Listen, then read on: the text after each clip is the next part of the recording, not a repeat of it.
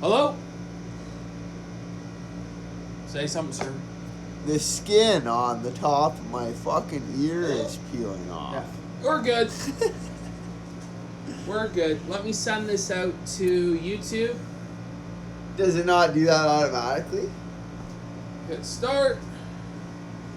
You give Xander your fucking banking info and it doesn't even do that automatically? It should do it automatically as soon as I go live if I set it that way.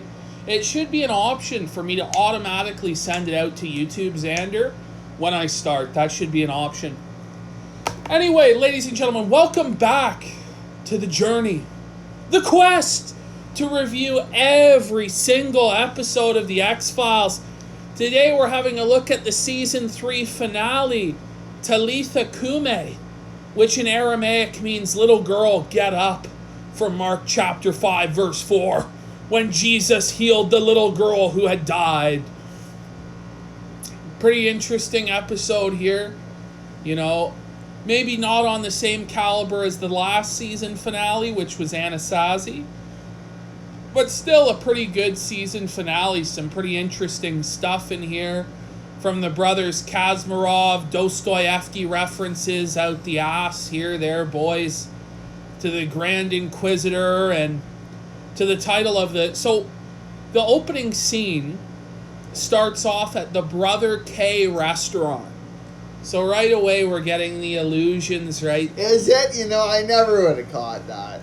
You know, I didn't notice that. It opens at the Brother K restaurant, so we're getting the heavy allusions here to Brothers Kasparov by Dostoevsky there. Some interesting stuff. The scene starts, there's this, like, mentally ill, fucking crazy guy who's just got fired from his job. It's like, they don't... He's just sitting at the table in the restaurant, just muttering to this woman at another table. He's just looking at him like he's insane. What was he saying? He was saying shit like, they don't appreciate me, man. I put in all this fucking work and they don't appreciate me. And the other woman's looking at him like, oh, fuck, you're some crazy motherfucking cocksucker. You know, he's looking around doing one of these, talking to different people in the restaurant. You know. And he fucking pulls out it. So I pull out my gun. So he fucking whips out his gun. And he's like threatening to shoot motherfuckers and shit like this. And then... He lets the children go because he has a conscience about it. Yeah. But then the Jeremiah Cohen character steps out. And they filmed this... it's Jeremiah Smith. Jeremiah Smith? Alright, Jeremiah Smith. I think that's a play on Joseph Smith. I don't know, maybe. But I do know that the way they filmed this scene, they did it with like steady cam, so they shot the other scenes without steady cam in the diner, and then they shot his scene with steady cam, and then they shot it deliberately at a faster frame rate, and then slowed it down so that it would appear as he entered the scene to kind of be in like a slow motion move, so that like he almost had a messianic figure to him as he was entering the diner scene. Maybe it turns out in the end that the aliens are from the planet Kolob. Maybe that's what's going to happen. You know, and this guy, Jeremiah Smith, got the revelation. He dug it up. Based. So he comes up to the shooter and he's like, my son, it's time to stop, or some shit like this. He's like, give me the gun, you know? It's okay, you're not a loser. And he's like, the guy's still spazzing out, but like he manages to de-escalate him, and he's just about to get the gun, and then Buddy just goes, no! And he fucking starts executing everybody in the some idiot just walks in the restaurant all nonchalant. You know, and so then he just spazzes, he starts fucking shooting people, and then what's his face? The shooter himself gets shot. But it's okay because Jeremiah stoops down, and with the palm of his hand, he heals each of the people in the restaurant. He heals their wounds, just like he's Jesus in Mark 5. I think that's what they're kind of going for here with the title of the episode, and they have this guy heal, and we cut to the fucking X-Files theme, and then we come back, and Mulder and Scully are investigating. They're like, how did you let this guy go? Where is he? They're like, well, he just disappeared. What? You know, so they look back on the tape, and like this. Well, there is the scene with Mulder sitting down with the shooter in the cop car, and the shooter says that it was God that healed him. You know, and it shows the human, like, things that we don't understand that have more of a paranormal nature. It's easy for us to attribute them to God or different religious ideas, right? We just have that natural tendency. So it shows how, like, these alien hybrids, because they have these miraculous powers, like the normal person will attribute that to they are gods. Because they have miraculous powers that the normal person just doesn't understand, right? So it shows a good example of that. Yeah, it's some interesting stuff there. But then they look back at the tape, and he's being interviewed by the police. A truck passes by the camera, and as it leaves the frame, suddenly he's gone. You know, it's a different person standing where he was in the same clothes. And they're like, what the fuck? Now, obviously, when we watch the rest of the episode, you understand that he can shapeshift and shit like this, but they're just totally baffled by this. Now, honestly, when you think about it, after the experience they had with the alien bounty hunter and the shapeshifting and stuff like this, I'm surprised Mulder didn't go, well, that's a shapeshifting alien. But he's just doesn't even consider that possibility, which is kind of strange, you know. Yeah, and you see that. Like, they see Mulder and Scully experience really outlandish things, but then in the next episode, they, like, bring everything back to, like, they're trying to do rational explanations. You do see that from time to time, right? The regression there. Yeah. So, they're trying to track down Jeremiah, right? The cigarette-smoking man. Well, then there's the scene with Mulder's mother at the cottage. Oh, that's right. I forgot about this. Yeah. So, cigarette-smoking man goes up to Mulder's mother's place. Well, she's walking through their, like, family cottage that they haven't been to for years. And the cigarette-smoking man comes up and asks her. He's going to need her to remember. But, like, he hints, you know, he talks about, like, how he used to go there to the Mulder's family summer home when they were younger, and, like, the Mulder children are running around. And he says that he used to go water skiing with Mulder's dad, and he was a better water skier. And he says to her, just like many other things, you know? And it just hints that fucking he cucked Mulder's dad, you know? And maybe he's Mulder's father. Dad, you know? Some real Darth Vader fucking twist here.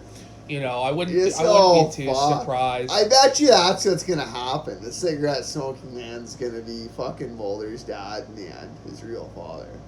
I don't know if that'll be the case. I think it'll be hinted at that it might be, but we'll see. I mean, the thing about it is that the X-Files doesn't really seem... It's not really giving us, like, answers more so than it raises more questions. The reason I say that also is later on in the episode when she's in the hospital and he comes in to visit and he talks about how he knew his mother since before, like, he was born, yeah. Like, there's more than just this one hint in this scene, right? Yeah. But then you see from the distance that they're being photographed. It kind of goes into this POV shot from a camera. It turns out it was X photographing them there. After this scene, Mulder's mother ends up having like a stroke or some shit like this, and she ends up in the hospital. Mulder's blaming the fucking cigarette-smoking man for it because he gets the photos from X showing that the cigarette-smoking man was there. Yeah, and they're just having this big argument. It's just a strange coincidence. Like, you even think, like I still question whether it was him or not that made her have a stroke. They could have used some electromagnetic fucking weapon or some shit to induce a stroke in her. You know? Yeah, it could have been fucking anything, really. Or maybe X gave her the stroke. Maybe he did and then blamed it on the cigarette-smoking man, right? You know, that might be it. So, meanwhile, Mulder and Scully are doing this research, and they find out that, like, there's like many Jeremiah Cohens. No, they don't find that out Till the later. end? Is that but the they end? go in and they visit Mulder's mom in the fucking hospital, and she can't speak or anything, but she writes palm on a piece of paper. And you think she must be talking about the fucking, like, the guy that healed with his palm. You know, that's not it, but even Mulder thinks that. Mulder ends up going back to the summer home to look all around for whatever the fuck, you know, and he has the palm note, and he figures out it's a fucking anagram for lamp. He smashes the lamp. He gets the alien weapon out of there. So that's what the cigarette smoking man was going to Mulder's mother for. At least that's what we assume. Maybe there was something else to their conversation, but it's pretty clear that and they're looking for Jeremiah Cohen, meanwhile. I mean, Jeremiah Smith. And then friggin', you see he's in his workplace, and in comes the cigarette smoking man. So he gets up from his desk and tries to leave out through the emergency door, but there's agents waiting for him, and they take him into custody. And they put him in a fucking cell where he's like fucking locked into a fucking chair, you know, like Hannibal Lecter style within his cell. You know, they've got him on fucking hard lockdown. And there's some great scenes, 2 scenes that we see, and we may as well just take them up as a whole in terms of the episode, where it's this big reference back to the Grand Inquisitor, the poem in Dostoevsky's Karamazov Brothers, where you have this sequence where the cigarette smoking man is arguing that human beings can't be trusted with freedom, that they need to be led, that they need to have authority, and even if they're misled and they live in ignorance, just like the Grand Inquisitor argued, they'll be happier, they'll be better off under the control of the guiding authority, just like the Grand Inquisitor in that sequence would say the church, you know, is more important than Christ himself, because it's that authority for the people, and it doesn't matter if they're living in ignorance. And he tries to argue, you know, that it's better off this way, but he's saying that, you know, they're not having any sort of fulfillment or spiritual fulfillment. There's a lot of theological things going on here, discussion of God and why the people don't believe in God. Is it because he doesn't directly show them revelations and miracles and things like this? It's a really, really good set of scenes. Yeah, and the cigarette smoking man says that science is their religion. Yeah. You know, this is a very, very good scene. One of the best scenes, I think, in the entire season. And Jeremiah turns into Deep Throat at one point to taunt him. Turns into Mulder's father. He ends up having the final showdown with the cigarette smoking man. Because where it begins is the cigarette smoking man is telling him you can't put your personal self-interest or indulgences ahead of the project, ahead of the greater goal. And Jeremiah explains to him that he's dying of lung cancer. And what the final closing sequence is of this is, I think the cigarette smoking man chooses his own self-interest and his own indulgences of being cured of the cancer over the project, and he lets him go. For sure. He lets him go. And the guy is talking to the cigarette smoking man about like how many people must die for you to ensure your position in this colonization or whatever, you know.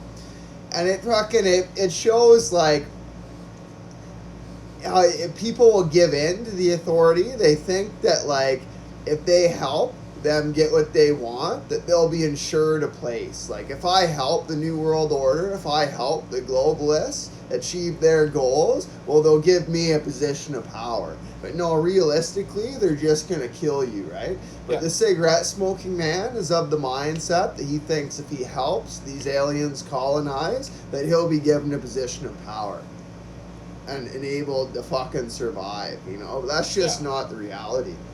Yeah, and it's a really good, it's really effective scene. I really enjoy these sequences of dialogue back and forth. The actors both give great performances. I think his name's William Davis, who plays the cigarette smoking man. He does a phenomenal job in the scene, and the actor who plays Jeremiah as well. After Mulder gets the weapon, I think he gets confronted by X after the Jeremiah scene in the cell. So X tells Mulder to hand over the weapon, and Mulder says, "Fuck you. You know, I'm not handing it over. I don't trust you." So the fight scene breaks out between Mulder and X. It's a pretty good fight scene, you know, back and forth. The actor who played X actually like hurt his hand or like broke a bone in his hand doing the fight scene for this scene. But it's pretty good. Mulder didn't get completely BTFO'd this time. In most fight scenes, Mulder loses, but this one was a draw between him and X, where they end up both pulling guns on each other and walking away. It was a pretty good fight scene, pretty good sequence. It was really exciting the first time you watch it. You don't know what the fuck's going to happen. Then they find out after that there's multiple Jeremiahs in all these different facilities. They're completely identical, and they're wondering what the fuck's going on. It ends up being revealed that the Jeremiah that put himself into custody earlier, because that's the part of the story we were missing, he put himself into custody, turned himself into Scully. That was the alien bounty hunter, and he's coming to kill fucking Jeremiah. He's got his fucking surgical tool or whatever. And the end sequence is they end up meeting up with Jeremiah, who's like, "I can explain everything." Yeah, Scully and Jeremiah go to meet Mulder. Yeah. They go to meet Mulder, and Mulder's skeptical. He's like, how can you prove? Like, go heal my mother. Let's go to get my mother healed and shit like this. And then the alien bounty hunter shows up, and he fucking pops out the knife, and he's fucking coming to kill the motherfucker. And it's holy shit. And that's the cliffhanger. That's the finale going into season 4. There's also too the only other scene is right before that is in Mulder's in the hospital with his mother, and the cigarette smoking man comes in, and Mulder almost shoots him right in the hospital. Goes up and holds the gun to his head and goes, "You want to smoke on that cigarette, or you want to smoke on my gun?" You know, and the cigarette smoking man goes, "Are you giving me a choice?"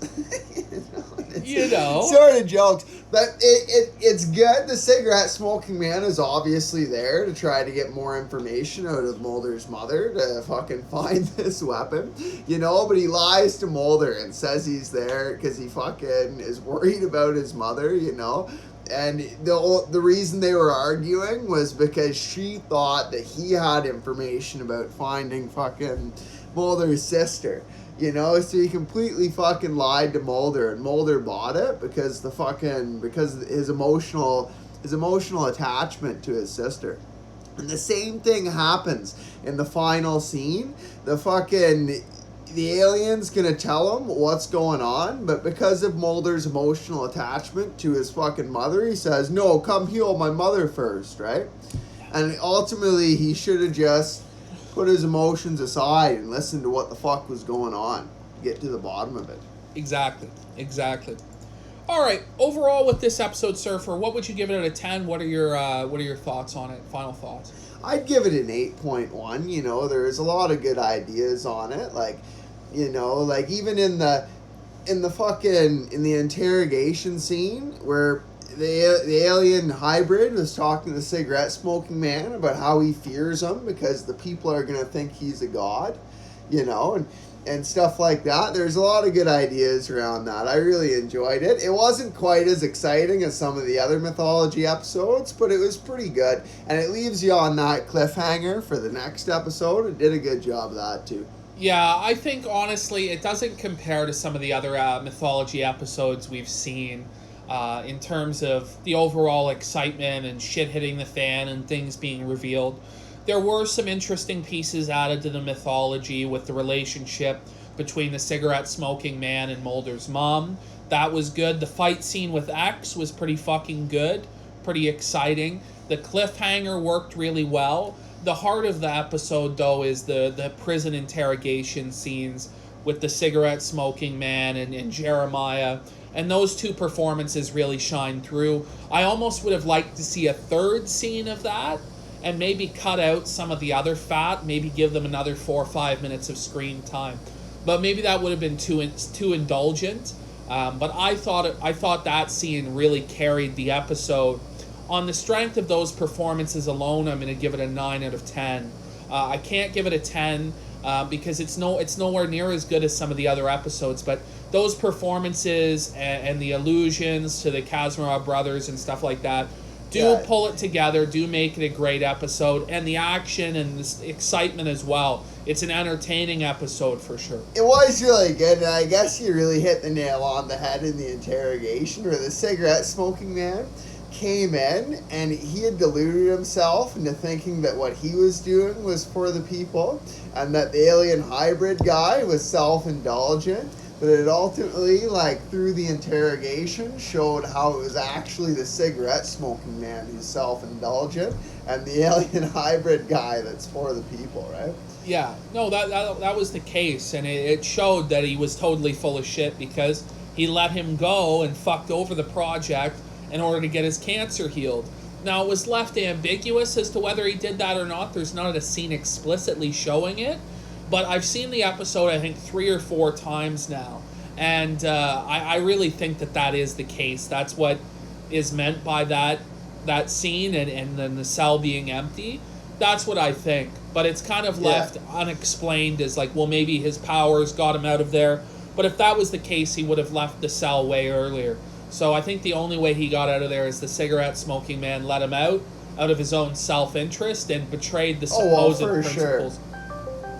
And it shows like the cigarette smoking man has completely deluded himself into his whole fucking frame of being. And because of that, he's doing fucking great evils. You know, and it shows you should never lie to yourself. You should never delude yourself because then things get twisted and you end up doing the wrong thing. Alright guys, so that's going to be it for this review of Talitha Cumi. We're going to be back with the Season 4 premiere here in probably an hour's time. Herrenvolk, we're going to watch it. This will probably be our 3rd or 4th watch through of fucking Herrenvolk. And we'll give you our thoughts on it and our rating on it. And then that'll probably be it. We might get one more episode in, but I doubt it. Oh, I don't know. I gotta work that stuff. Yeah, so that's probably going to be it for the reviews today, but we're trying to get back on track with the X-Files, get these hammered out for you guys. There are a lot of people who really do enjoy these. It's a pretty niche fucking audience for it, but, you know, the people like it, and the people that don't can get fucked. Again, we do what we do, you know, for fun as well, and it's not always, it's got to be super serious stuff. All right, guys. Well, the X-Files is super serious. It's super serious. Fuck in the real world. Yeah, a little bit. There's some stuff that's very excellent. Really entertaining way, you know. Yes, for the most part, it's entertainment, but there is some things that you can draw out of it that you can apply to the real world, and so it's a great show. It's one of my favorite series that I've seen, and hopefully it doesn't. People say it really starts to fall apart after the 5th and the 6th season. Those 7th, 8th, and 9th seasons are apparently terrible and shit. I don't know. Well, you never know. You can start to see around here, like, a lot more really paranormal things are starting to come out in the mythology with the alien colonization and everything, whereas in the first couple seasons, like, it's not really clear whether it's a government conspiracy or whether it's actually aliens, right? But now it's sort of firmly been established, and it's building on the more unbelievable end of it. So you can see how it might get a little bit unreal. It's to the point now. It's starting to get to the point now where, like, Scully being skeptical is kind of retarded. Because after all that she's seen and experienced, it's like, okay, Scully, you're still gonna be like, no, there's no such thing as aliens. You know, come on. It's starting to get a bit fucking retarded. But, you know, they gotta maintain that kind of dynamic to the show or it sort of falls apart. But it's a tough balancing act between, you know, maintaining that dynamic of the skeptic and the believer, and at the same time showing that the believer is totally correct in everything, and that the skeptic's retarded, and then still having the skeptic act the same way. It's starting to get a little bit grating that way, but it is what it is. Hopefully that gets course corrected in the show. Do you got anything else? No, that's about it. All right, guys. We'll see you in about 45 minutes to an hour.